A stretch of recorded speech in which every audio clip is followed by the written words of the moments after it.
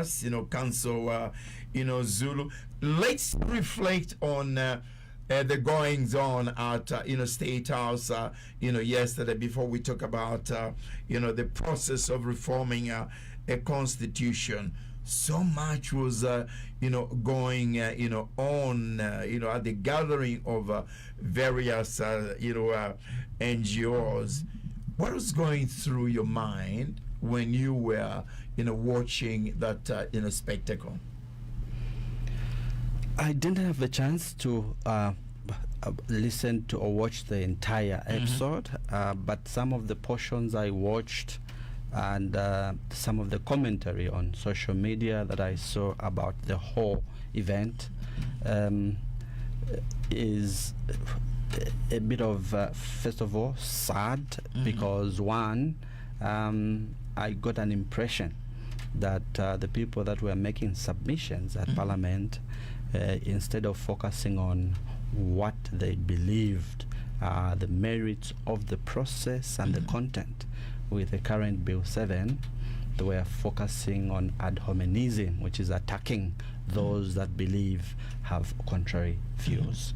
I think if we must develop as a nation, we have to be attentive to the views, especially of those who hold different views from us, because it is by expanding the idea, not narrowing it with those only who believe and think like you, that we become stronger. I like giving an example of a foundation. That a foundation is in fact the bedrock of the entire building. But a foundation is not made by cement, no matter how strong it is alone. It's not made by stone, and not just how strong, stone can stand on its own, but stone, sand, cement, water, and a number of many things are put to ensure that the foundation is diverse. It is our diversity in thoughts that makes the country strong. It's not how we all see the whole picture the same way that we become strong. I know we'll be talking down the line. We'll be talking about your dialogue with the president, looking at what happened yesterday. Would it have helped if all the stakeholders were sitting under one roof with the president, with government officials, to discuss this very important issue, rather than having one group with a particular position, another group with a particular position? Well, government has the prerogative to design the best way they think of going forward with a dialogue. I would have thought that perhaps knowing that government's position is consistent with those that are pro this process, it may have been more beneficial to focus on what is it that those with contrary views are saying, as opposed to making it a debate between how many are saying yes and how many are saying no. Then, because there are more loud voices this side, we'll go with this side. I don't think that would be a meaningful way of interrogating fundamental issues affecting our nation. What would be helpful is to say, I know where I'm coming from. I know a number of people who thinks like me, but I'm interested to check what are you saying is different, or why are you opposing the process, and then sit down and design one that benefits from both angles, otherwise than making it an academic exercise of how many are pro and how many are against. We lose sight of the fundamental issue at stake, which is the supreme law of the land. Let me ask one of the many million questions, because I detect in most of us don't really understand from the start the process of reforming, formulating a constitution. Council, what is the ideal approach to constitutional reform in Zambia? Should the process be holistic review of the entire constitution, or a partial amendment process like the one which is currently underway? Ambassador, you ask a very fundamental question. I think I want to answer it in two stages. Yeah. What is the ideal way of amending the supreme law of the land? That amendment, whether it's holistic or it's partial. Now, whether the amendment is partial or is holistic, there are certain standards that must be complied with, which are legal safeguards for ensuring that any ensuing amendment, whether partial or holistic, is a reflection of the people's desires. But obviously, the optimum way of amending the Constitution is to look at as many issues as possible, so that you take advantage of the cost and the time. You know, amending the supreme law of the land will ordinarily take time. It will take expense and resources. So you want to do it as best as possible.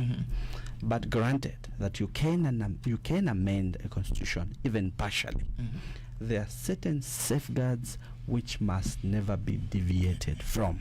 And these are standards that are in the law. They begin with Article 79. Right. In Article 79, the Constitution recognizes, first of all, that this is the supreme law. It is the only law that is written by the people themselves. But the people are also aware that they delegate a specific body, which is the legislature, parliament, that can make laws. And those laws may also include touching on their supreme law of the land, to ensure that there is no threat of an overreach by the legislature on the supreme law of the land. Forget the other laws. Yeah. The Constitution has put certain safeguards in Article 79. What are those? One, it says for Parliament to touch the people's constitution, there must be demonstration that before first reading of a bill touching on the Constitution, that it must have been published in the Gazette for not less than 30 days. Why? The people are interested that there must be some publicity accompanying any change of their law, because this is their power. So that's the first safeguard. If a constitution amendment process were to bypass this procedural legal safeguard and not be published 30 days before first reading, what it means is the product will be illegal for violating express provisions of Article 79. There's a second safeguard. The second safeguard is that the bill must be supported at second and third readings by votes of not less than 2/3 of all members of Parliament. This, again, is for the people's protection, that indeed, if a day will arise where their law, the supreme law of the land, is amended, they themselves would have, through their people, the representatives, have supported it not by simple majority, but by more than 2/3. These are written in the Constitution. In addition to these, in Article 79, the courts of law have added additional legal safeguards for amending the Constitution. And these are the ones that are contained in the case of Celestine Mkandila and Munia Zulu versus the Attorney General. What are these? What the Constitutional Court has said, in addition to the bill that must be published 30 days before the first reading, gazetted, the bill itself, in the framing of the areas to be amended, must have been contributed by the people themselves. There must not be an executive or government on their own unilaterally drawing these or framing. That's what the court uses the words, framing amendments. must be done by the people. But how do people frame amendments? What the Constitutional Court is saying, you must appoint a technical committee. The technical committee will proceed to look into previous submissions, let's say constitutional review recommendations of the past, plus consult the people on what areas they think can be amended. Once the technical committee hears from the people and from the records, it drafts proposals, which is the bill. Right.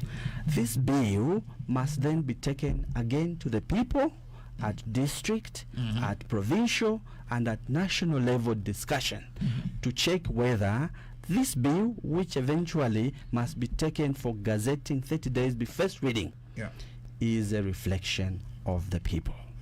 I will stop you temporarily, at that stage. We will revisit the process. I want to bring in first. I want to welcome Ms. Katebe. Welcome, to the program. Good to see you.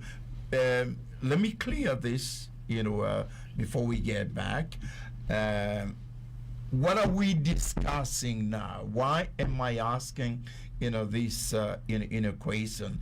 As far as I know, as far as people who understand the process, which you've explained, very clearly, there's no bill that we're discussing because the Constitutional Court, threw it out. Could you make it clear what exactly we're discussing now? Again, that's very important. I want to be very clear. Yeah. So, what the Constitutional Court has said in the case that I've highlighted, which is Celestine Mukandila and Munia Zulu versus Attorney General, is to say, if you want to amend the Constitution, before we talk about the safeguards in Article 79, we are adding additional steps that must be complied with. Otherwise, the process becomes a nullity. Right. And what the court then went ahead to do is to say, having looked at the proposals, which at that stage were proposed by the Minister of Justice and culminated into Bill 7, there was no evidence, according to the court, that one, there was a technical committee appointed to consult the people in framing those proposals. Because there was no such evidence, the court said the procedural legal safeguard has not been complied, number one. Right. Number two, they said, apart from the committee, which must drive the initiation itself, the framing, we are also not, there's no evidence here that after the framing has been done by the people, you went to the second stage of consulting the people on these proposals forming the bill. Any process that does not comply with these legal safeguards is a nullity. And therefore, everything in Bill 7 was a nullity.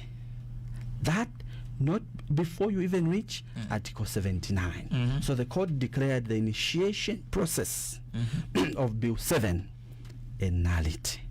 Why then did the government, in this case the president, ignore what the Constitutional Court had ruled and went ahead and appointed a technical committee? It's important that we make these issues clearly because there've just been amazing emotional reaction to whatever has been going on. I'm not sure why, but what the government... Or let me put it this way. Is the president in order to have ignored what the Constitution Court said and went ahead and restarted the process? If I hear the government position correctly, is that the appointment of the technical committee was a compliance with a judgment. Right. The problem is that it was not a full compliance of the judgment. As I indicated to you, the judgment places legal safeguards. There are steps, as if I can make it very simple. First, number one, appoint a technical committee. Right. Step number two, ask the technical committee to consult the people on framing, just framing. What areas of the Constitution do you want amended? They may say, we want Parliament to be touched, we want provisions on the judiciary to be touched, we want election-related provisions to be touched, we also want the Bill of Rights to be touched. The people will frame the constitutional amendments. The technical committee will ensure that these submissions on framing are collected and generate an initial draft.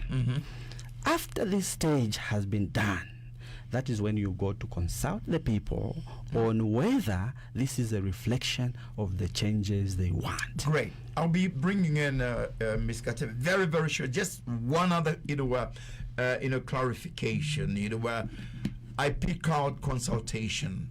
There, and the court did indicate that there was inadequate, consultation in this exercise in which the government, proceeded, to do. Was there adequate consultation? How many people representing the 21 million people should be, consulted? According to the calculations, only 1% of the 21 million have been consulted. In terms of the electorate, maybe much less than that. If we have to take 5 million as the number of electorate. I'll be bringing in Ms. Katebe now very shortly how the Oasis comes in. My question, did enough people consulted? And is there a cap of how many people should be consulted? That's a good question. In fact, the fundamental question is, there is no prescription of how many should be consulted. Yeah. What the Constitutional Court expects is that there must be demonstration that at district level, at provincial level, and at national level, there was some consultation. But the fundamental flaw with the current process is that the consultation is only with regards to amendments that were never framed by the people. You don't go and consult the people on amendments they never framed. They must have first told you, we want 13 things amended, we want maybe 20 things amended, we want even 100 things amended. That is a report that the committee will put in place. Right. After that has been done, you then go to the people and consult them as the technical committee did. But the technical committee has no mandate to consult people on amendments or proposed amendments that never came from the people. The Constitutional Court says the people are the owners of the Constitution and they must be involved in framing the issues that must be amended. Here, we are consulting on proposals that came only from government. That is the fundamental flaw. Has the process been hijacked from the people, Ms. Katebe? And I'm going to ask you a lot in a question. That's part of the question. The other part of the question, how does the Oasis Forum, come in? At whose invitation? Who are you representing? And also perhaps the other NGOs yesterday who were making submissions at State House. Which people were they representing? Finally, please also comment about what went on at State House yesterday when even fellow civil society organizations were angry, maybe that's an understatement, against the Oasis, forum. Please, your submission. Thank you so much. Indeed, it's loaded. I may even forget some of the... we'll remind you. Oh, yes, yes. So firstly, when you talk about the process and it being hijacked or not, that one is very clear now.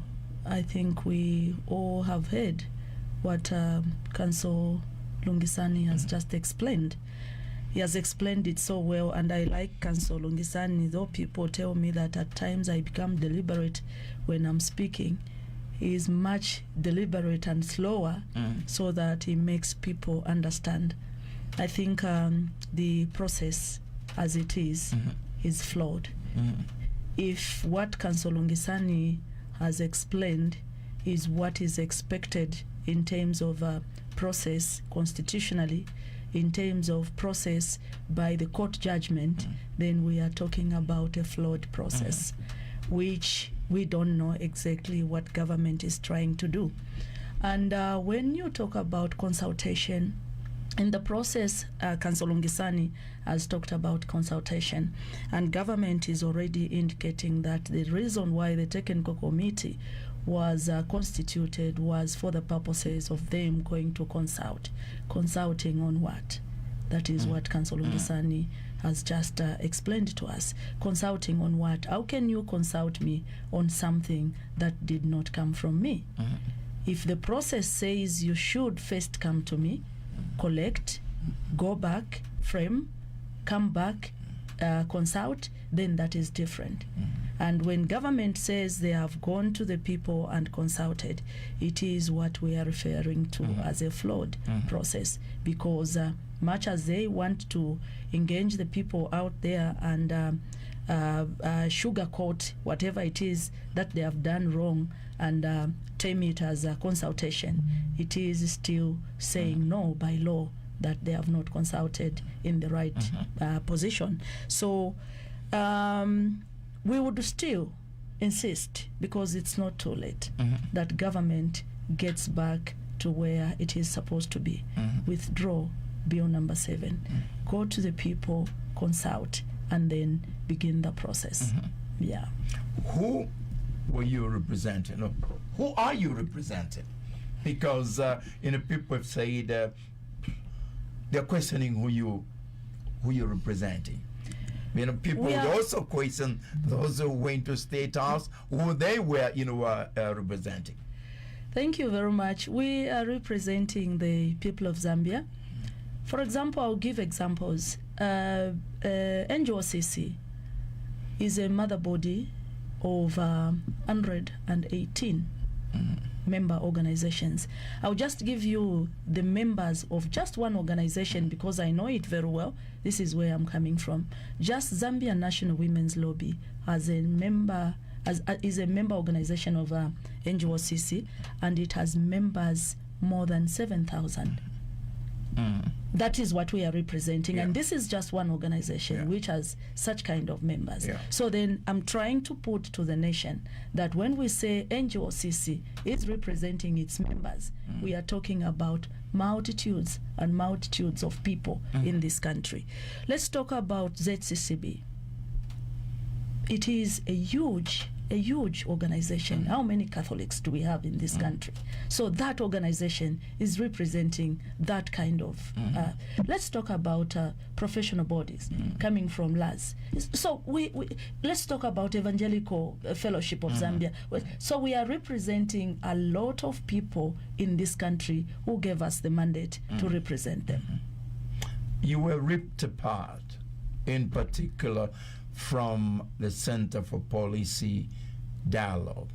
Another bishop ripped apart the Catholics, that they've no right to talk about this because the Catholic priests don't have children. Very strong words.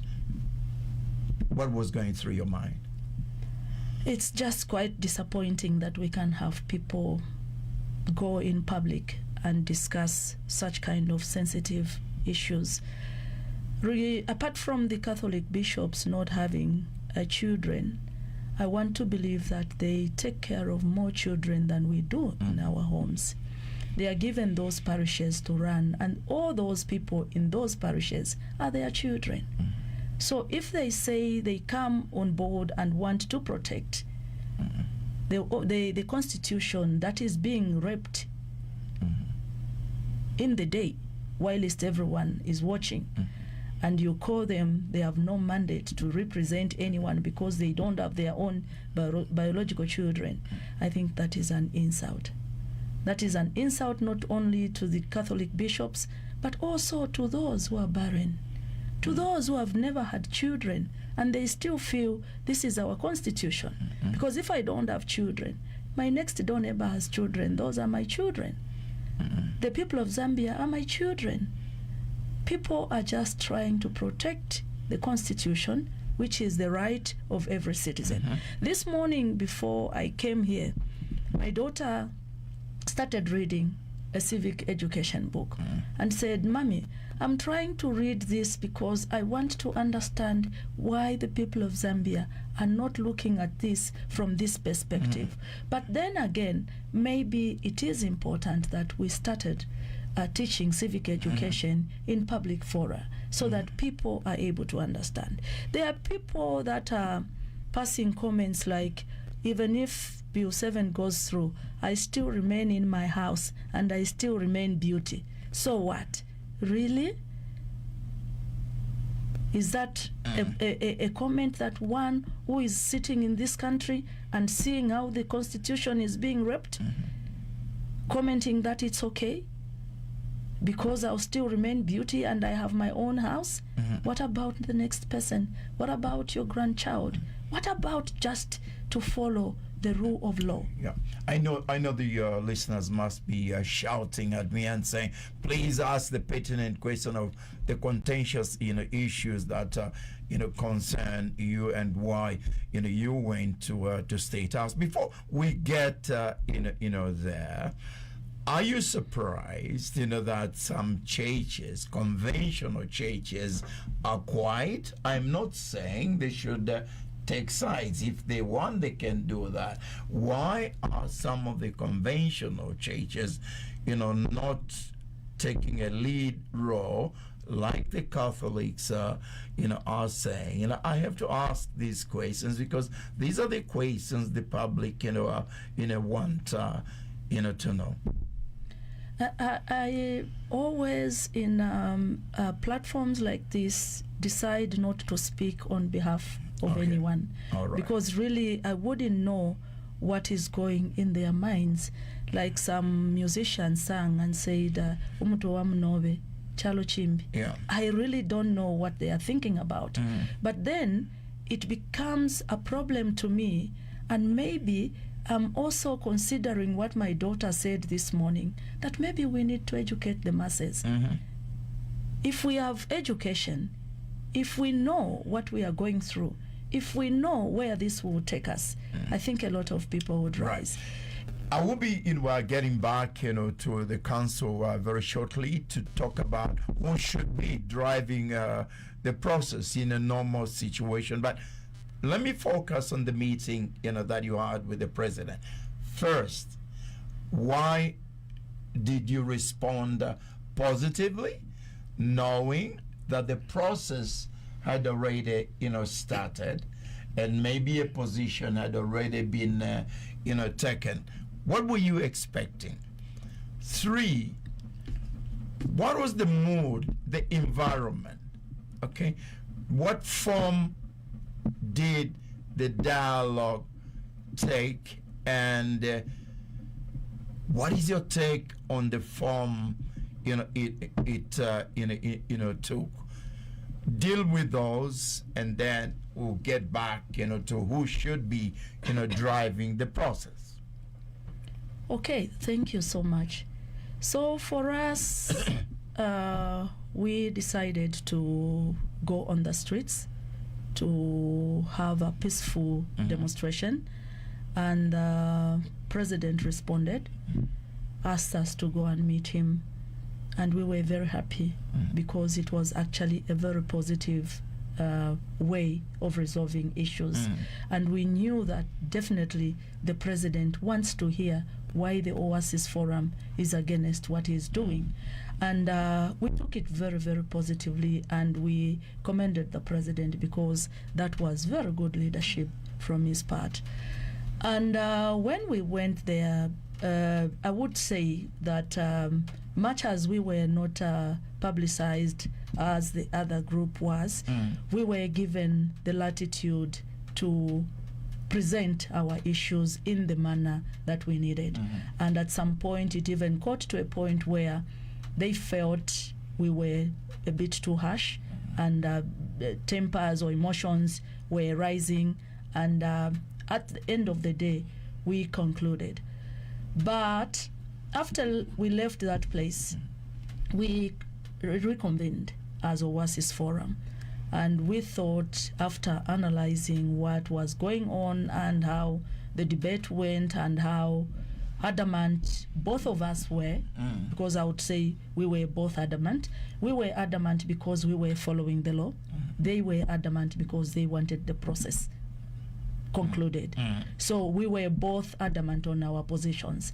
And even when we agreed that we were going to meet in a smaller group, we still sat and said, even the smaller group, looking at what we went through at State House, may not achieve what we want to achieve, because, like I've said, they were adamant on proceeding, and we were adamant on them following the law and withdraw the Bill 7. So we decided to actually stop the dialogue because we knew that we were, for lack of a better word, we were wasting our time because our colleagues were also adamant and bent on meeting their timelines, because they have timelines set. So that is how come we withdrew and wrote a letter which we handed over on the 30th of December to the smaller group. We told them that we were not going to be part of this because of the adamance from both sides. The million question, Ms. Katebe,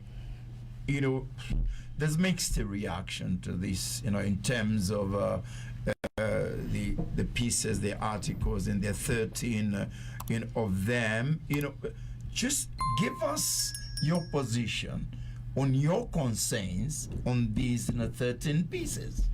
Maybe, Your Excellency, I wanted to come in please just to before that question. Yeah, I wanted to just contextualize the dialogue. Yeah. In a dialogue, I mean, I'm a lawyer, and I know you go in a dialogue in a give and take, with a give and take stance. Yeah. Why? You want the dialogue to really result in something tangible, something that will progress the discussion going forward. But what the dialogue cannot achieve is to nullify legal standards that are placed in the law. It's not within our powers as Oasis Forum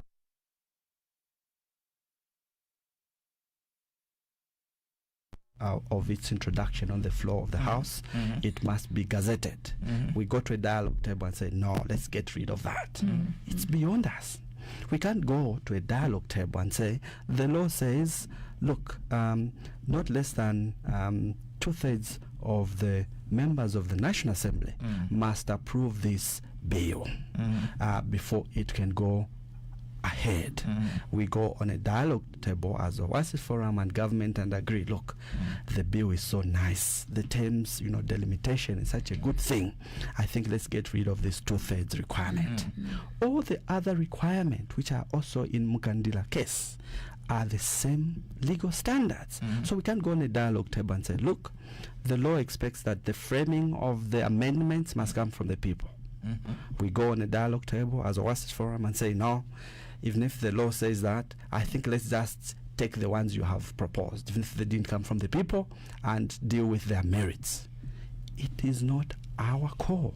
It is a constitutional safeguard that the law has placed on. So you can't go... Make it very clear to the listeners, because it's very, very important. Simplified. Are you saying, Councillor Zulu, that the government is flouting the Constitution. It's ignoring what the Constitution says on this process. One arm of governance is in this case seemingly superior than the other arms of government, in this case the judiciary. Yes, so what we're saying is the Constitutional Court has been categorical, very clear and unambiguous. What they are saying is this process must be driven by a technical committee. But having a technical committee alone is not a compliance of the judgment. So have a technical committee, one. You are on the right track. Stage number 2, go to framing the amendments to be made to the Constitution. Don't give the committee to consult the people on amendments that come only from the government, because you are gagging the owners of the Constitution. They may have more pressing issues. So the committee's first job is to frame the amendments. 1, 2, 3, 4, 5, consulting the people. What do you think can be amended? Only after they have been framed and put as proposals do you go to the people as the committee did. Right. Government is saying merely having a committee and consulting without involving the people in the framing of the amendments is compliance. That's not something we can negotiate. What are the consequences of that today and tomorrow? So what would be the consequence of passing an act to amend the Constitution without publishing 30 days in the Gazette? What would be the consequences of passing a bill amending the Constitution without 2/3 majority of Parliament agreeing? The product is illegal. All right. I'll be going to Ms. Gatwe to specifically talk about the contents. Since you have talked about the legalities, let's move forward now that the report has been presented, because I think this is what people now want to hear. You would say there's still time. The government is saying the report has been presented. Next stage, Parliament. Is this illegal? Okay, what is the process now? Going to Parliament after the report has been presented. Council. Well, there is seriously, there is no process now. There's no process. There is no process now other than just government trying to. But the government is saying this report now will go to Parliament. If I understand, it will go to Parliament, and the president has told you if you have got any issues with that, go back to court. The process is a nullity. Where Bill 7 is sitting is an illegality. So really, it's difficult for us to even comprehend. Clear this, Council. yes, please. The president says it's going to Parliament. Well, I think I see where government is saying, look, if you, Your Excellency, I tell you, the procedural safeguard, not made by Oasis Forum, made by the courts, is 1, 2, 3, 4, plus safeguards in Article 79. When I tell you this is a requirement that must be complied with, you are the executive, you are the facilitators. If you decide to take it to Parliament or tell me, look, for me, so far as I consider this, I think I've complied. After all, the meat of the bill is so good, it will develop the country. Therefore, these things you are insisting on, I've already complied them. But look, the letter of the law is clear. You tell me no, even if it's clear, if you're not happy, go to court. What can the people do? Nothing. So government is driving the process as they deem fit. It doesn't mean it is legal. All right. Talk about the contents and also make reference to the decision the government has made that it goes into Parliament, and they may get the numbers, and this may be law. What are the consequences? What is the impact on elections and governance as a whole? Maybe the consequences and impact the council can handle that. Yeah. The content, really, we have decided as Oasis Forum not even to discuss the content. The Why? reason is Are there no good things in there? there are a lot of good things, Yeah. but the process is flawed. So we cannot jump the process and go and talk about the content. And maybe just also adding to that discussion, constitutional making is people driven. So when we begin to talk about the content, I think it's simplifying the discussion to say, tell me, what are you against? Without understanding the history of, but who brought these to me? Yeah. Who told you these are the only things that the people want amended? But even then, granted, delimitation is a topical issue. How would you ask citizens in each and every constituency of this country, 156 of them, to support delimitation without knowing where the delimitation in terms of increase of the constituencies will happen? Everyone is submitting, yes, delimitation is good, it will bring development. Are you telling me there will be 156 new constituencies because everyone is supporting?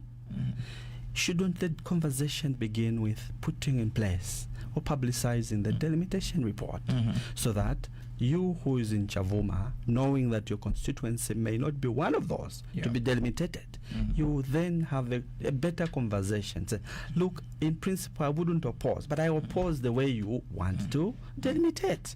Why are you taking, let's say, 100 constituencies, new ones, all of them in Eastern Province? I don't think the citizens would react to a delimitation discussion the same way if they had all the facts. So to say, what are you against in the content? Maybe even having all the facts. The question is, if I was to be asked today, if I want, or if they started with me, I would begin by asking myself if, for example, our parliament has capacity to host the 211 members of parliament. Do we have that capacity? What will happen? Are we coming up with the law that will sit on the shelf waiting for implementation because we are supposed now to create a room where these members of parliament will sit? Are we saying that some of the members will sit on the terraces? I don't know. I really don't know. But we are doing this because it's... You're now talking about the cost element. Exactly. Yeah. The cost element in terms of space, in terms of... Have you done any homework as to the cost element if the members of parliament were increased to over 200? Yes, we have done that. What is the cost apart element? From, I don't know if you can remember off Kauf. 1.7 billion or some 1.7 billion. 1.8 billion. Yes. I stand to be Something corrected. like that. But there's some. We can't remember off Kauf, but we have already done all the tabulations. Let's talk about the delimitation. That is another source of concern. Again, the mixed views to this. Others are saying it will be more representative. How is that going to be done? Council, what is the criteria to divide a constituency in the rural areas, in the urban areas? Are there rules are governing that? And who is going to do that? Is it ECZ in consultation with the political parties? And all this conversation, Ambassador, speak to why an amendment of the Constitution cannot be a 12-day event. It cannot be rushed because there are different pieces that must be carefully considered. Cost is just but one of them. When we go to proportional representation, how this will work out, is this the best way? What are the lessons from other countries where across the river, of course, Zambezi, others have condemned even this proposed way of appointing extra MPs because of what they call creating merely flower girls, people who are appointed merely for patronage. They have nothing to offer to the people. They are mere cadres. How do we ensure that we elevate representation of the people and ensure that Parliament benefits from the holistic skill sets that is available in the country? These are conversations we must be had, and because it's our supreme law of the land, no one should point a gun and say must be done by tomorrow, otherwise I'm closing. That is a missed opportunity for the country. The president. And also, the worry is how delimitation is being communicated to the people. To the people, it's like if delimitation does not come now, then development will not come now. Yeah. It's quite strange. A lot of people, we went to Solwezi with council and the rest of the Oasis Forum team, and people there were like, why don't you want the government to undertake the delimitation process? Because here we have huge constituencies, and that is why our areas are not developed. And you wonder why communication or information cannot be given in full to the people. Who says that if a constituency is big, then it cannot develop? Who says that when a CDF is being divided, it has to be divided by the number? Who says that CDF cannot say a Kamwala constituency, because you are smaller, we'll give you 10 kwacha, and Nyumbayanga constituency, since you are big, we'll give you 50 kwacha? I don't know if it is by law, council, that constituency funds should be divided by the number of the constituencies. Why can't those that are implementing that look at the size of the constituencies for now and divide the same money that is there according to the size of the constituency, so that development is taken to even huge constituencies using the same resources that we have now? This is the letter people talk about. Is that we're looking at constitution process, and we'll be going to news headlines. When we come back, we'll be asking who should be driving this process. Is it being driven a political expediency, and is the timing a source of problem? Since we've only got a couple of months before the elections. My guest, Beauty Katebe, who is the chair of Oasis Forum, and Council Lungisani Zulu, who is the president of ILAS. Join us very shortly after the news. Phoenix FM.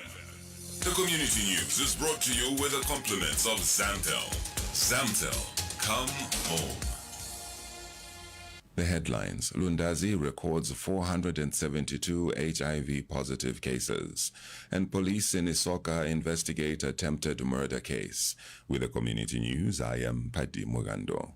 Lundazi district has tested a total of 27,829 people for HIV/AIDS this year. Zanis reports that Lundazi District Director of Health Services, Simon Mwale, disclosed that out of the recorded number, 17,312 are females, while 10,517 are male. Dr. Mwale also disclosed that 472 of the tests came out positive, with 310 females and 162 males.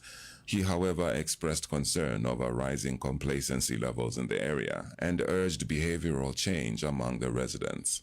And Lundazi District Administrative Officer Anslo Mujalemba, who graced the World AIDS Day commemorations, cautioned the public against seeking health care from traditional healers when unwell and expressed worry that the trend has negative effects on the treatment and management of diseases like HIV and AIDS.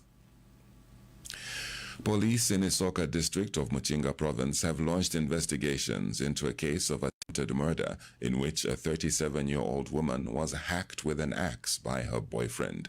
Muchinga Police Commanding Officer Dennis Mola says the attack happened after the suspect allegedly found the victim with another man. Mr. Mola confirmed the incident, stating that the suspect, George Ngambi, armed himself with an axe and inflicted multiple deep cuts on the victim's head, face, and ear. He explains that officers rushed to the scene after a report was filed by the victim's sister and found the woman unconscious and was later rushed to Isoka District Hospital, where her condition is critical. Meanwhile, Mr. Mola discloses that the suspect, who sustained injuries after being beaten by a mob, was treated as an outpatient and is now in custody. To end the community news, the headlines once again. Lundazi records 472 HIV-positive cases, and police in Isoka investigate attempted murder case. Ends the community news. Keep listening to Let the People Talk. The community news was brought to you with the compliments of Zamtel. Zamtel, come home. Imagine if you could get all the data you want for uninterrupted browsing in the palm of your hands. Well, you can stop imagining, because for just 28 kwacha, new Zamtel customers get 7 days of pure unlimited data. It's non-stop streaming, scrolling, sharing, all without limits. Plug into Zamtel and enjoy your data lifestyle. Come home to unlimited data for days. Simply dial *117#. Terms and conditions apply. Could you be our next 40,000 kwacha winner? Dial *309# now. Enter the Twikatane Make Me a Winner show. Wait for that Friday call. Answer within 5 rings and shout, Twikatane Make Me a Winner. And win instantly. Twikatane, let's win together. Let's build together. You know, I don't want a lot this festive season. Just those special shows that keep my kids laughing, giggling, dreaming. Look, Mommy! Just for Dad to live every match like he's right there, on the pitch. And for me, but in my house, my favorite local shows. A cup of tea, a quiet corner, and that festive feeling. All I want this festive is DSTV.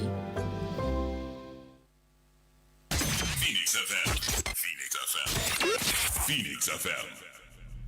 This is the Tuesday edition of Let the People Talk, and we're looking at constitution reforms, and my guest, Lungisani Zulu, who is the president of Laos, and the lady of the moment, Beauty, who is a chairperson of the Oasis. Before I go to the listeners, and I'd like to give the listeners as much time as possible, and talk about the listeners and the people, Ms. Katebe. I see that there's always emphasis on the importance of consulting the people. When there are disputes, the people have no forum where they can participate in terms of resolving the disputes. Why do I say this?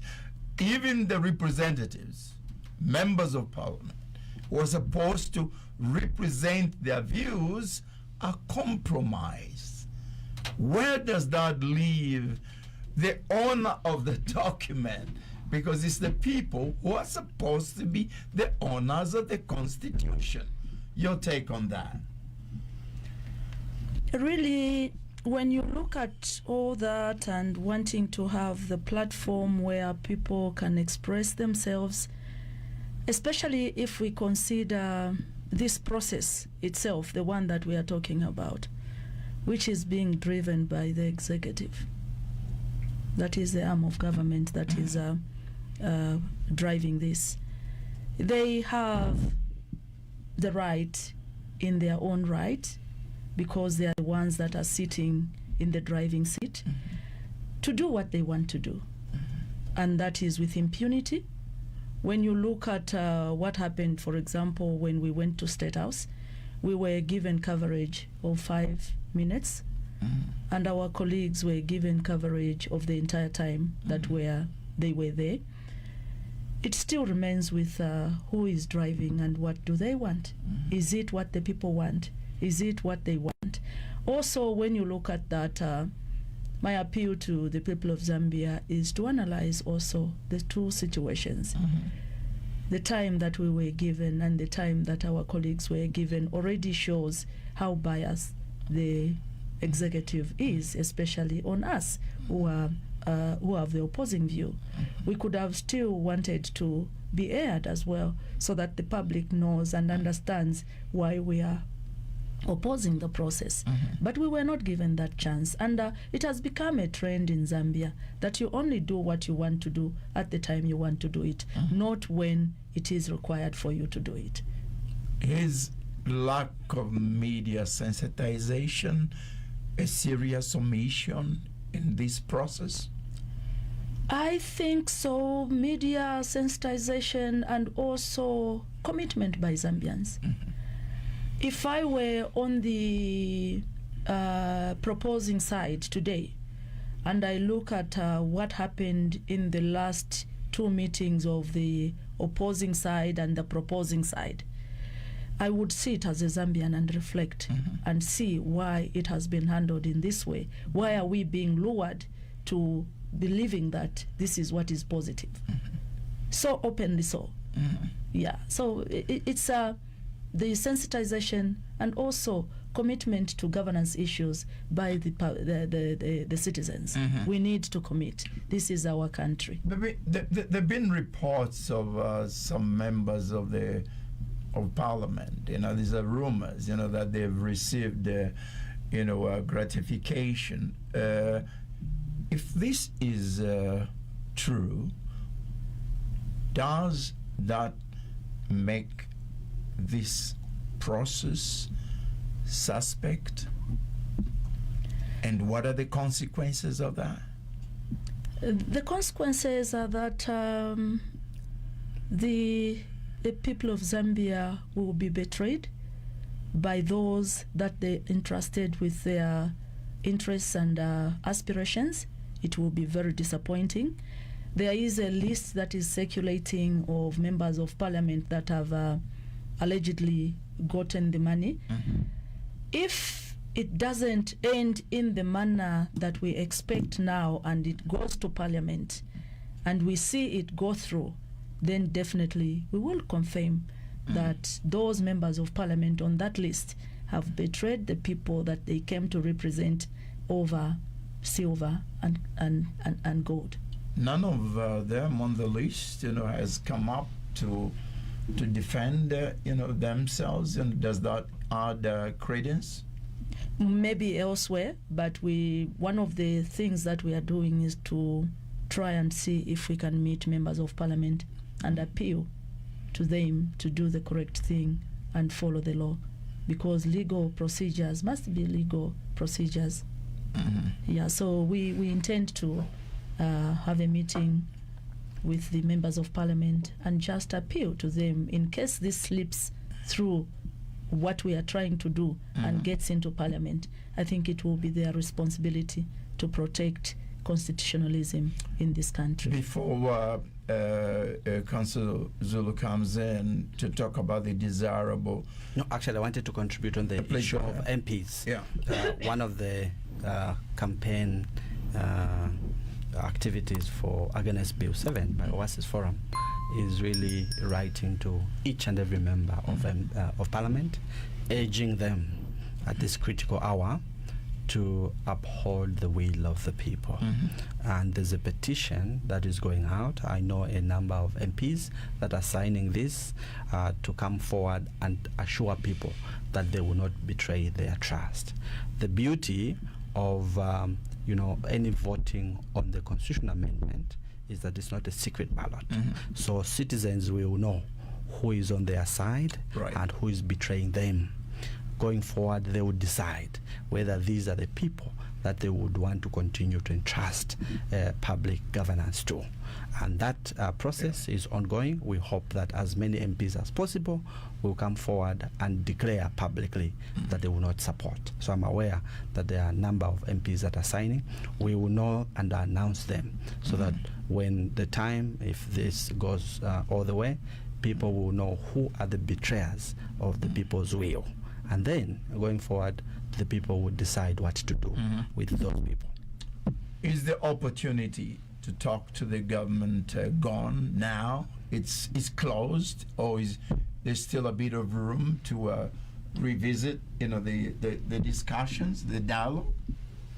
I think in the letter that Oasis Forum, signed by the chairperson, has indicated to the president, is that because of the legal safeguards which have not been complied with, it is pertinent that Bill 7 is withdrawn from Parliament. Secondly, a fresh holistic process with sufficient safeguards is commenced, and that process should not be rushed. It must also be holistic.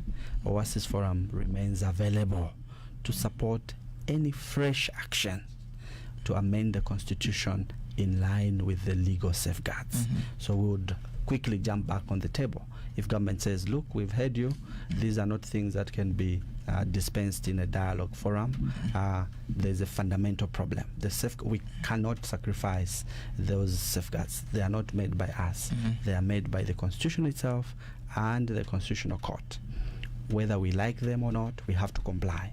If government complies, we'll be back on the table and contribute to a process which we believe would birth a legitimate constitutional amendment. Some people have accused you, Ms. Katebe, that you're worried that there's something in there, that favors the UPND, that if all these issues, were complied with, the UPND stands in a better position to win. Is that a fair, accusation? No, that is not a fair accusation. As I said earlier, we have not even delved into discussing mainly the clauses because they are sitting in a flawed process. So as Oasis Forum, we have not delved in that. Right. But finally, before I open the lines, Council, what is the desirable, position in terms of the dialogue on the constitutional reform process and the way forward? I think the country still has room to do the correct thing, but the correct thing cannot be done based on a bill, whether the bill itself or the content itself, which didn't come from the people. The people are the owners of the Constitution. And in fact, the court stressed in that judgment of Mukandila versus Attorney General that although the legislature is given power to make law, when it comes to the Constitution, that power is that of amending and not framing the amendments. That's an important distinction. So framing the amendments is the reserved power for the citizens. Passing it into law, that is the function that they must do. But you cannot usurp people's power to frame what they want amended. And it's possible that citizens can say, look, because of the timelines and all, maybe we only want two things to be amended. If that's what the people were saying, they would have framed the amendments. Then the committee will sit down and make that into a bill and go back to the people and say, is this what you were really saying to be amended? So there's still room to do the correct thing. And what we are saying as Oasis Forum is there are many ways this can be done better, including appointment of the committee. So don't appoint people in an individual capacities. Benefit from constituencies where those people are coming from. There are members who are lawyers on the technical committee. They're not representing lawyers. So if they have a challenge as they are discharging their mandate, where do they go to? Nowhere. There are members of the church, maybe one or two, who don't represent the church. So if they have a challenge, so when you are a delegate of a bigger constituency, it means the bigger constituency is on the table. Because any challenges you may have, you run to the people that sent you. With the current committee, no one can run to anywhere. They are only loyal to the appointing authority. Just one little item to clear, about the time, remaining. What is the time remaining, before this process, is null and void in terms of, going to, to Parliament very quickly? It's very hard to even, piece two pieces together, because remember we've said the bill as it currently stands in Parliament was officially, the initiation of that bill was declared unconstitutional. I don't know what government is trying to do, whether to get the new bill that has been drafted by the technical committee to replace Bill 7 and still call it Bill 7, or it will be a new bill. It's very difficult to appreciate the way government wants to sanitize this process. I'm saying this because the Parliament will be in on recess. Yes. Soon. Yes. When does it stand then, in terms of time? Yeah, so I know by standing orders that after 6 months, a bill would lapse. I think it hasn't yet lapsed, or we don't know what will happen before the period for lapsing comes. So we would know once government takes its further steps going forward what they want to do, whether they're amending the bill with the new contents from the technical committee. The challenge remains the framing came from government and not from the people. This is let the people talk, and I think we've laid the ground. We've dealt with major pertinent issues, but I'm sure you may have a different perception of this process. Now is your time. My guest again, Beauty Katebe, who is the chairperson of the Oasis Forum, and Lungisani Zulu, who is the president of LAS. The lines are now open.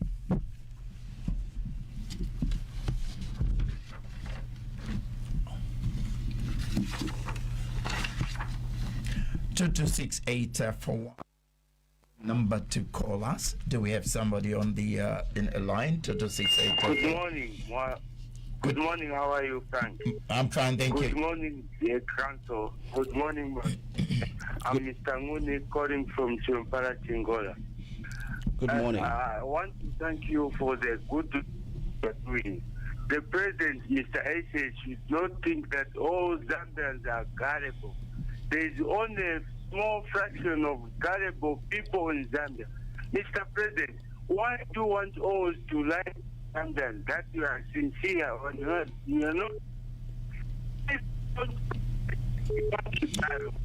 I'm afraid your line is bad. You can try again. 2268 for one. Good morning.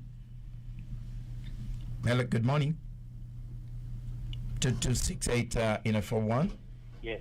Good morning. Good morning, sir. Your name, please. How are you?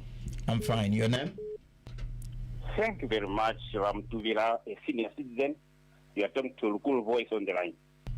Please go ahead. Thank you very much. Last President, how are you? Very well. How are you, Lukulu Voice? Fine. Tutika Teve, how are you? Fine, thank you, sir. How are you? Thank you very much. Okay. Let me say this. To disagree with you of what you are doing, you are not with the Zambian people. What I can just tell you that you are with the opposition, and those who are against the government, who are against candidacy by the name. That's what I can tell you. This is a man who called you. He wanted to go to the street to demonstrate. According to that, is good leadership. He told you that that's not the way to go. Because in that street, when you do that, the other thing that will happen, what will happen? Are you going to be answerable? It will be anarchy. It will be like those days where we are coming from, you last president as a member of PF, you know what used to happen? So we didn't want those to happen again. I'm not a member of PF. This constitution that we are talking about now, these are amendments. They are only 13 clauses if you go to the terms of reference. And we submitted. You were told to go submit.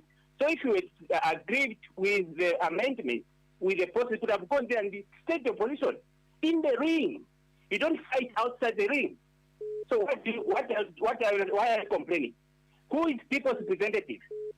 156 MPs is Zambia itself. Those are the people's representatives. Simple. So the final resting place for that bill is Parliament. So you can't argue, you can't say no, the way it was done, okay, it was done so badly. Are they closest part? Are they good?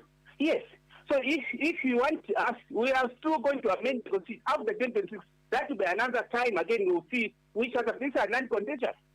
Why are you trying to confuse people because you are using that because you are a lawyer? This constitution for everybody. It's not just designed for the lawyers only. Could you quickly wind up so that we can have other people? Well for this country. Thank you very much. Thank you. 2268, for one is the number to call. Would like to appreciate if the callers are diplomatic and respect, my guests. It would really, really appreciate, just like the guests respect the listeners. 226841. Hello. Hello. Zaro, good morning. Good morning. Your name, please? This is Oscar Kaniki. Yes, I'm Oscar. from Ndora. Yes, Oscar. Yeah. What is the question?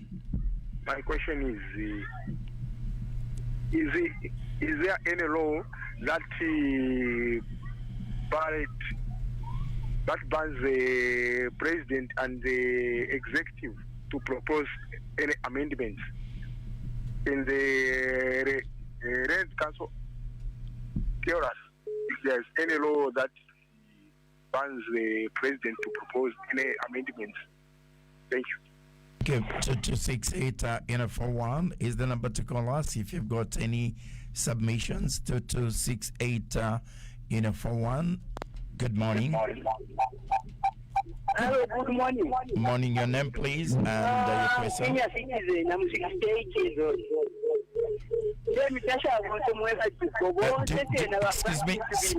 Excuse me, sir. Do you have a radio? Could you turn down the radio?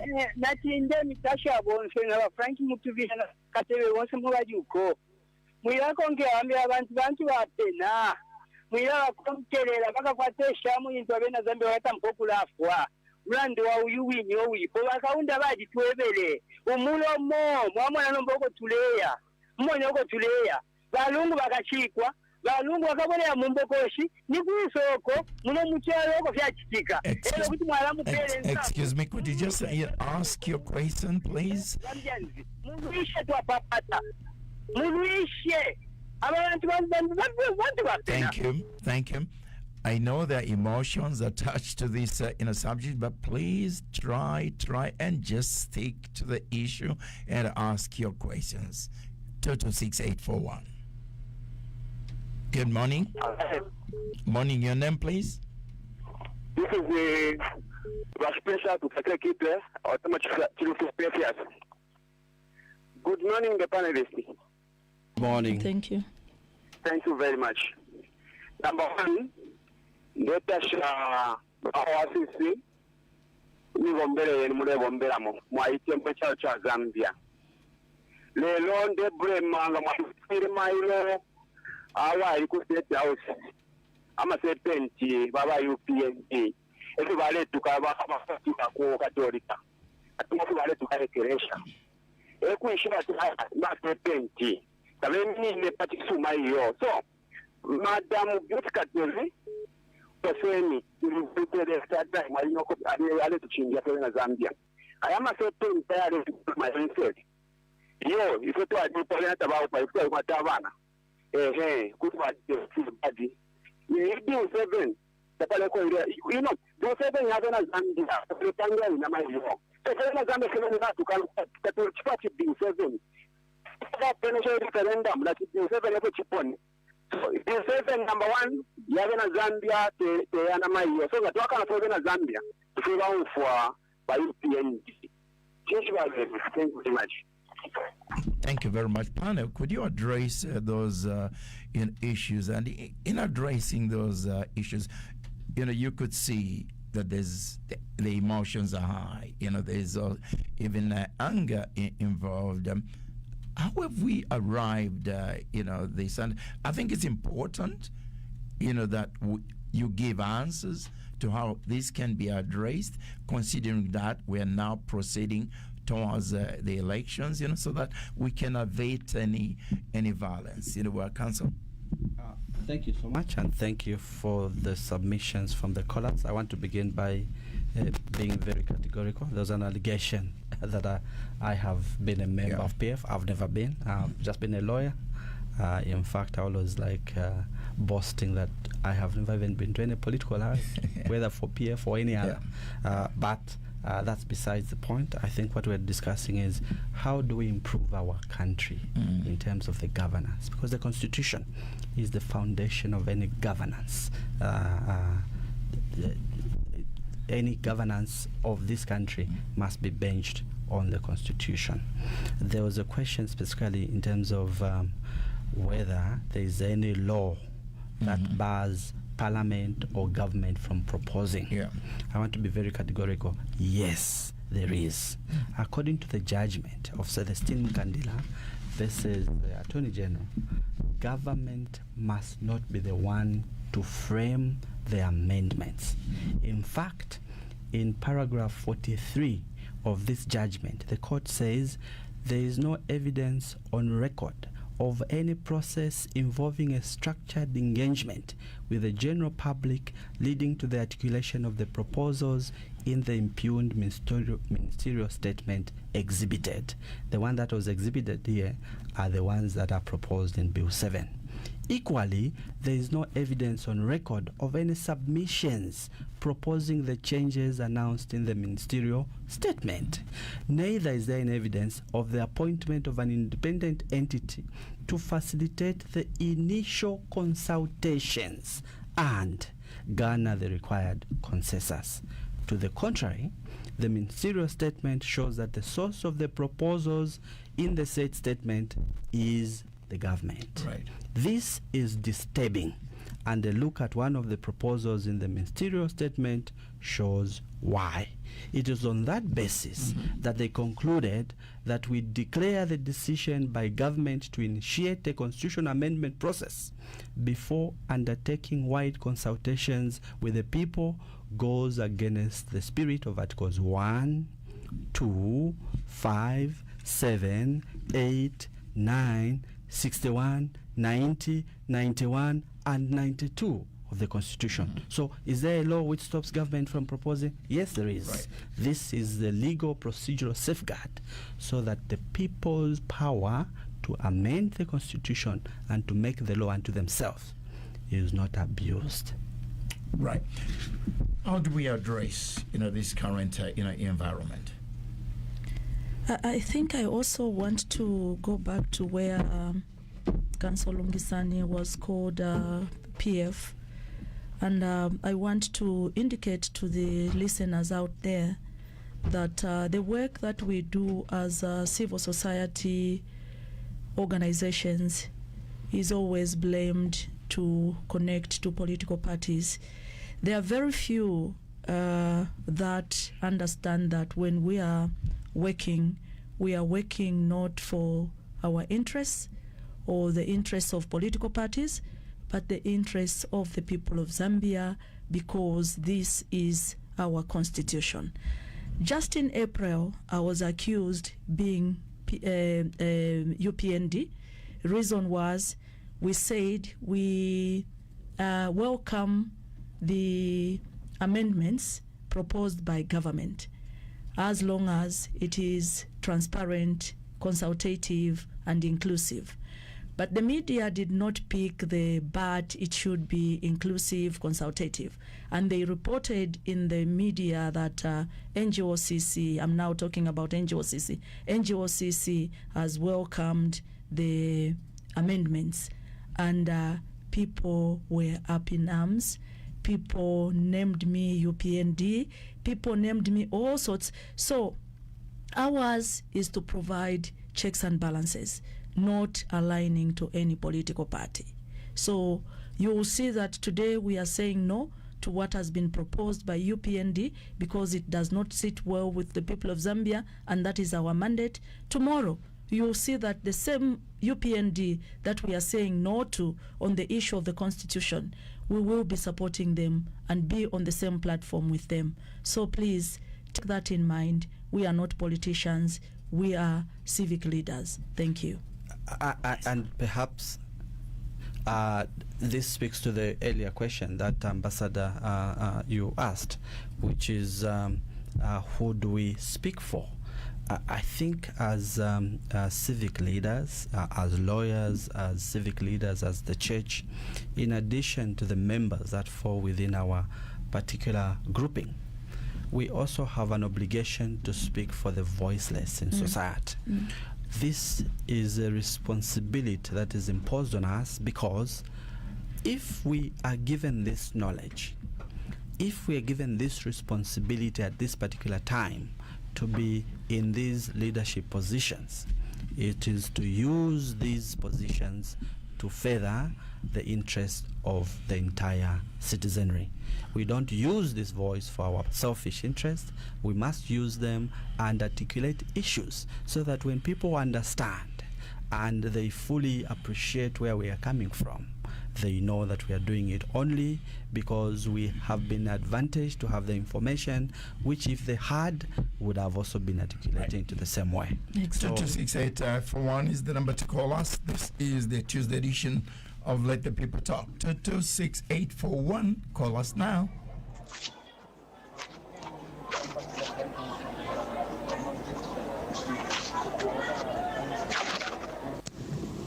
Hello, good morning.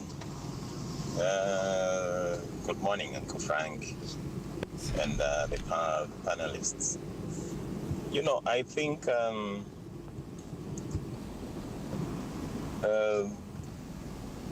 since there was this forum in the government, I've failed to dialogue. The only honorable thing that they can both do is to let this matter go to court. Because all in all, you know, this country is always debating on political issues. We're never progressive. Developmental issues are put aside. And we're always, you know, politicking. And from what I've heard the council say that, you know, they have to sit down with the members of parliament so that they can talk to them. They have to sign that document to say that they are with the people.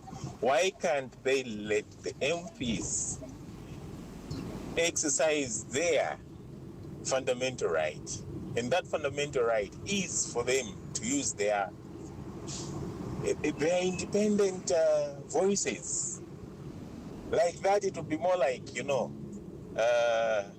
just telling them to say, this is what we want. So you must be with us or not. Let them stand for what they believe is going to be right or wrong. Let them vote. Let's give them a free will. You know, this country is going to be in flames just because of you politicians and you, the so-called CSOs and the like. Huh? The way you are taking this country as if it's your country, both of you. We are 21 million Zambians. And we're interested in this country, not a section of you people, the people in government and you as CSOs. No. That is not right. Thank you very much, for that. 226841 is the number to call us. 226841. Good morning. Hello, good morning. Morning, your name, please. Morning, Frank. This is Honorable Mkosa. Good morning, Balungisan. Good morning, my sister that's over there. Good morning. Thank you, sir. Yeah. For me, I think we are in a democratic country, and it is very healthy to have different views like you are doing.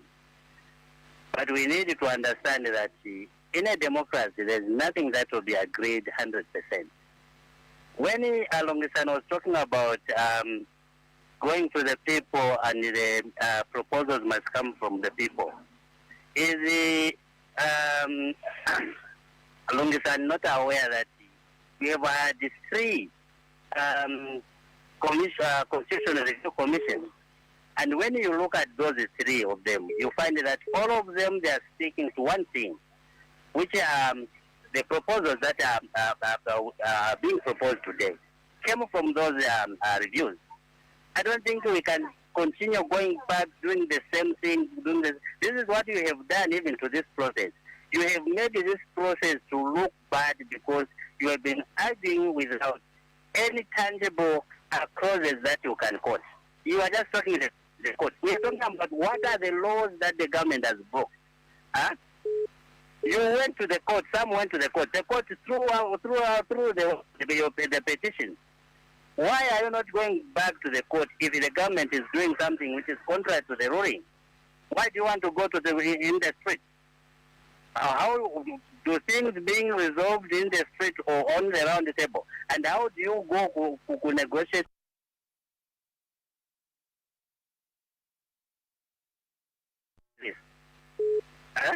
I think let us be sincere to ourselves and let us be sincere to our country. We need to move forward. These amendments are good for the nation and are beneficial to the nation. That's why you are staring even to point to one clause which is bad.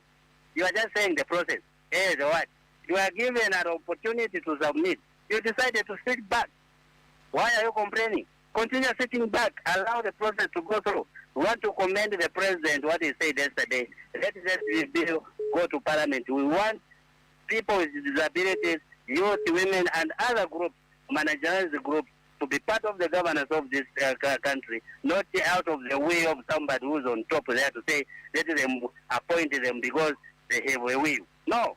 Let us protect our youth. Youth have got no muscle to battle with these old folks, us old folks, when it comes to politics. Because really they have the intelligence. They are competent. But they don't have the resources. Let them be protected or being given that opportunity through the Constitution. I think this is my humble contribution this morning, Frank.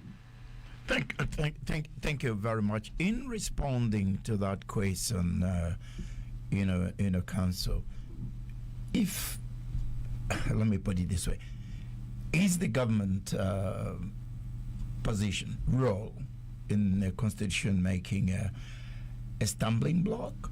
Could you replace the government? Because people are saying the government is a player, referee, and coach at the same time. Well, I think the question is very important, and I think we must appreciate what role government must play.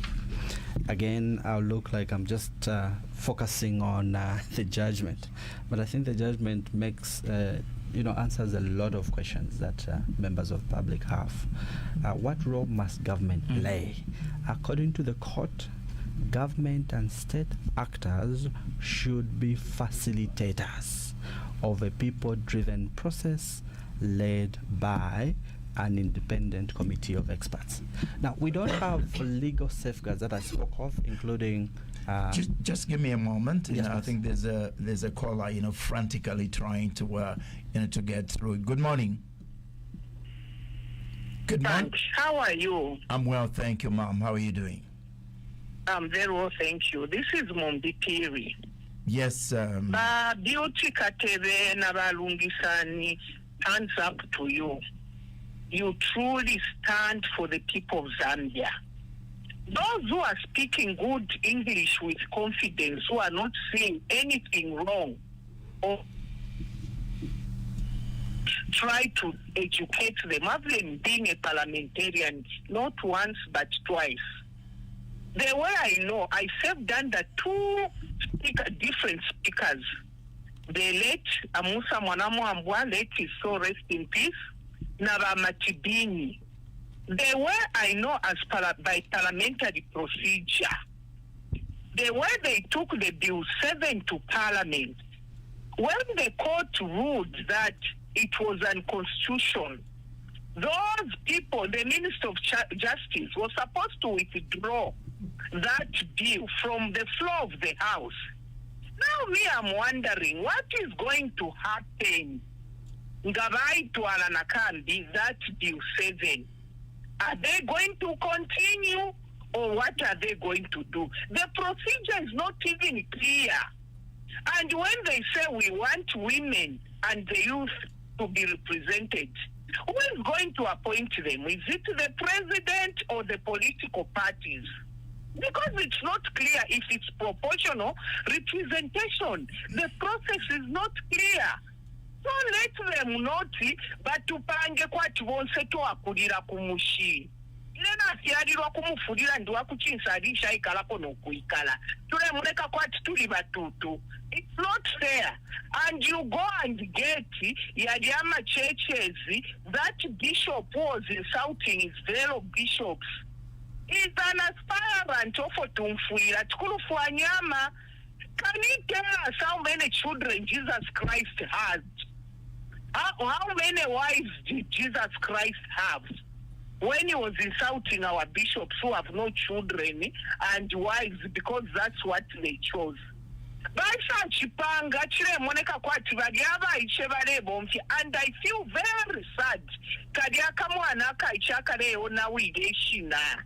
Akana kashinako kana nkoko kale yumfa noku yumfa atushane simbo igakalanda. She's not even ashamed, the girl child. And I'm not surprised because we have highest institutions of learning of governance like the National Assembly, the Concord, the Electoral Commission, even the Vice President of women who have no shame. We had women, as I conclude, Beauty Kateve, who had less education than Vanedi Mutina Vana Lumango. Think of Baba Machibesa Kankasa, Bana Mulundika, Ba Fulano. Those women had very little education, but they had dignity. These women have even lowered the bar of women to become president because of what they are doing. I'm so ashamed. I'm telling you, but keep it up. Lesa kumulo kwaba, olo lesa talala, ala turuira kachitefi papusha muka papa. Thank you very much. Okay. In your submission, starting with, Ms. Katsawe, I'm worried. I mean, without being, I've also been accused of 101 things, after spending 55 years in the media and served 7 presidents. I mean, there's no way I can take sides. I like, delving into issues. I am worried that an issue like this, as important as it is, we can't find a consensus, and it can consume us for the rest of this year up to next year, and a lot of things will be at standstill. Very important issues like putting food on the table. Ms. Katebe, before you come in with the issues, the legal issues that have been raised. Thank you so much. I think, yes, we are finding ourselves in a very awkward position, even on a matter as important as a reform. The reason I think all of us now know is that in the past, the politicians would talk about politics, tribes, and all that. It never went down to you and me. Unfortunately, we have allowed the politicians to infiltrate their thinking in us now as ordinary citizens. So when an issue is on the table, you are looking at who has done this, which political party do they come from, which tribe, which province, I think if we go that way, we are going to ruin this country, we are going to destabilize our children. We are not going to achieve anything because we are being political, we are being tribal, we are being regional as we handle the national matters. Let us refrain from that. as Zambians. Council, that there was a very important caller, a submission that let Parliament decide what? In fact, that's a question which all of us, and it's a pity that this is a deja vu process because we have been here before. We have had Bill 10, which we were all galvanized and agreed this doesn't make sense. At that particular time, and the problem was the consensus. At that particular time, together with the government in power now, it looked like what we were saying was making sense. But to those who were in government, it looked like what we were saying was just political and we were UPND surrogates. 4 years later, we are back at the same debate. Now we are dealing with a different bill, but same conversations remain pertinent. Now, as I stated, government is supposed to be a facilitator of the process. There's a reason why the law builds safeguards in itself to ensure there's no abuse. If you bypass safeguards, tomorrow it may look like what is being proposed is okay. So because we have relaxed the safeguards, tomorrow someone will propose something very ridiculous. Let's abolish the judiciary. It disturbs government.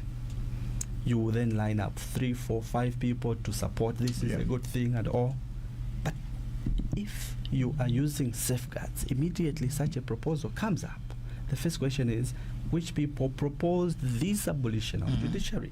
We don't care whether he's a good person or is a bad person. We just measure you using the same standards. So the safeguards in Article 79 and the safeguards in the Constitutional Court's judgment are to save society. Because when we lessen the standards, what will come, the precedent we are making, is that we'll be debating a constitutional amendment depending on whether we love the current leader or not. If we hate them, we'll relax. We'll end up personalizing, is such an important, document. We'll take in one final caller, 1 or 2 perhaps. And good morning. Good morning. Good morning, Ambassador. Good morning. If we can really hurry up. My name is Zongo. Calling from Lusaka. One of the most concerning things for me is when the law is not followed. It is very sad when one part of a section of people they don't have to follow laws, while the section of other people. Hello? We can hear you. Go ahead. Yes. When it is actually bad when one section of people cannot follow the law. It's okay. Like it has been explained there. You still see people call and start castigating people who have explained clearly about the importance of following those processes. It's like you go to a hospital and they don't give you instructions on how to get your results. Like for me, I work in the lab. There is a certain procedure or the SOP for me to give the correct results for someone. So if I do something different from that procedure, the results I'm going to get will not have any confidence in them. So how people are able not to follow the law, do things that others did, and then they should go on and we should allow it. People are forgetting to say that is another bar. There will be another set of politicians who will come, and what they will do to this country, people would have given a precedence of people to just look down at the Constitution and not follow the land, the laws of the land. That Constitution is something that will save the future of this nation. No one should be above, not even the president. Everyone should bow down to it because it is a prerequisite of our future as Zambians. You know, let us be like the Westerners people. You can do whatever you do, but one thing they will not allow you to do is to frown upon the constitutions of their country. They protect their country with their lives. But here what I'm seeing is, if you are just against something, then people will call you names, you are what and what. I think it's very unfortunate.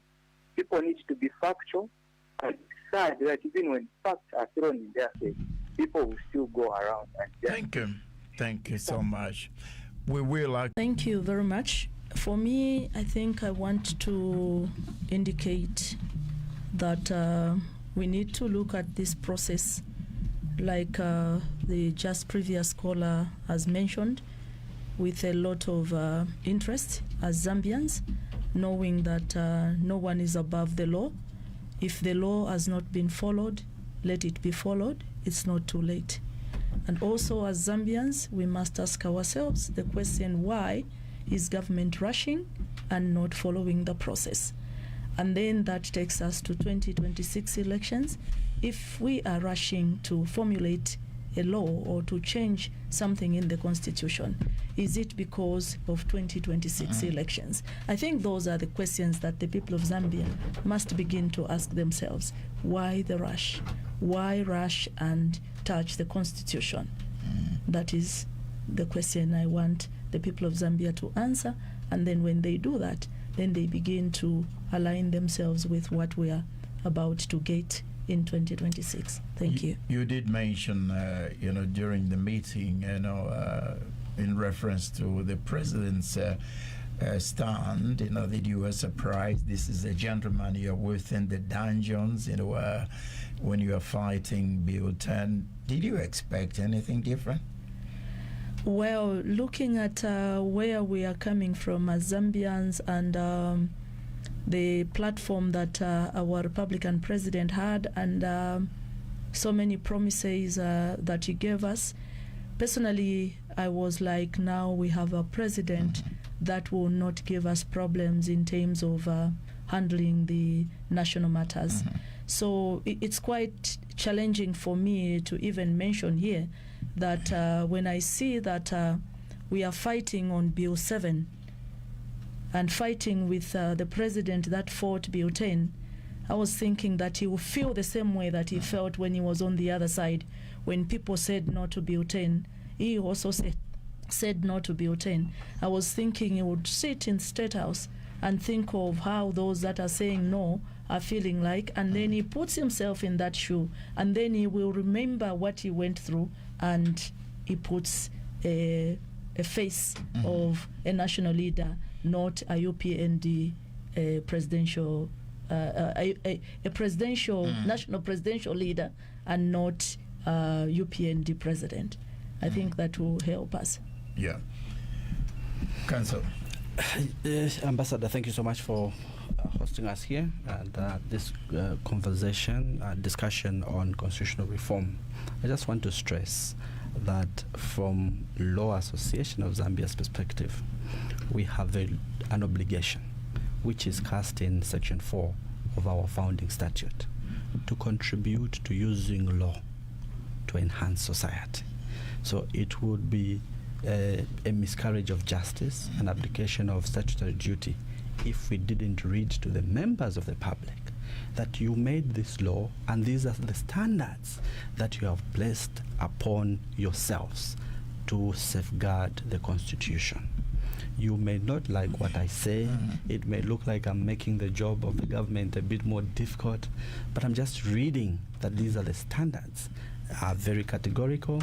Appoint a technical committee, ask the technical committee to go out and ask people to frame the proposals.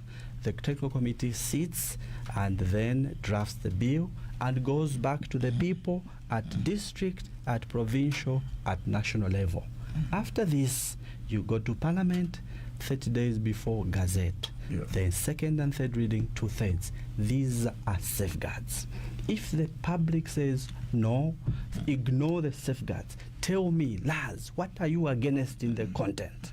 We have lost the discussion, because tomorrow's content will be to declare or to abolish the Bill of Rights. Then Zambia will cease to exist as we know it.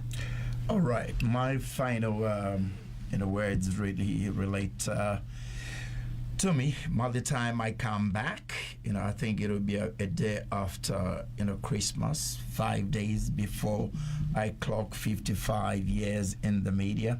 Thank you, listeners. Thank you to my family, Radio Phoenix, for giving me this opportunity to serve, my country, the country which I love, very much. By the way, we'll be leaving the studio very shortly, both of you. Let me ask you this question, starting with, Beauty. When we leave this office and you meet Jesus outside, what conversation would you discuss with him? I would ask him to give the people of Zambia the peace and the understanding of issues. Mm-hmm. Thank you. Council. Our national anthem is very strong. Yeah. It's God's good hand. God's good hand blesses our people. Mm-hmm. I'll be asking Jesus to continue his good hand blessing the people of Zambia, so that we remain united, even in our diversity, for the purposes of progress of our nation. God bless you too. Thank you for being my guest. God bless you, Zambians. Here comes Jesus. Come, Jesus. Sissy Winers. Good morning.